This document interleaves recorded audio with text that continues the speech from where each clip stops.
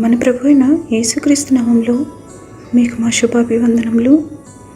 ఈరోజు దేవుని వాగ్దానము, ఎల్లప్పుడూ ప్రభువునందు ఆనందించుడి, మరలా చెప్పుదును ఆనందించుడి.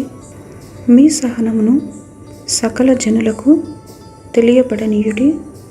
ప్రభువు సమీపముగా ఉన్నాడు.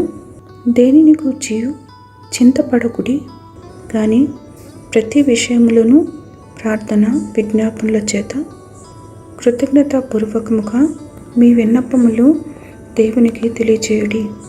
అప్పుడు సమస్త జ్ఞానమునకు మించిన దేవుని సమాధానము యేసుక్రీస్తు వలన మీ హృదయములకును మీ తలంపులకును కావలియుండును. ఫిలిప్పీయులకు 4వ అధ్యాయము 4, 5, 6, 7 వచనాలు. Rejoice in the Lord always. Again I will say, rejoice. Let your gentleness be known to all men. The Lord is at hand. Be anxious for nothing, but in everything, by prayer and supplication, with thanksgiving, let your requests be made known to God.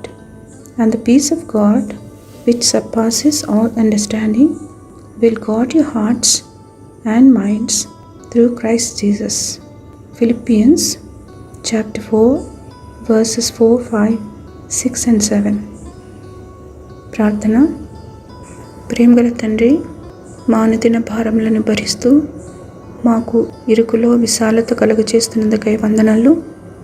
మా ప్రార్థన విజ్ఞాపనలను మీ సన్నిధిలోనికి చేర్చుకొని సమయోచిత సహాయం ఇస్తున్నందుకు వందనాలు.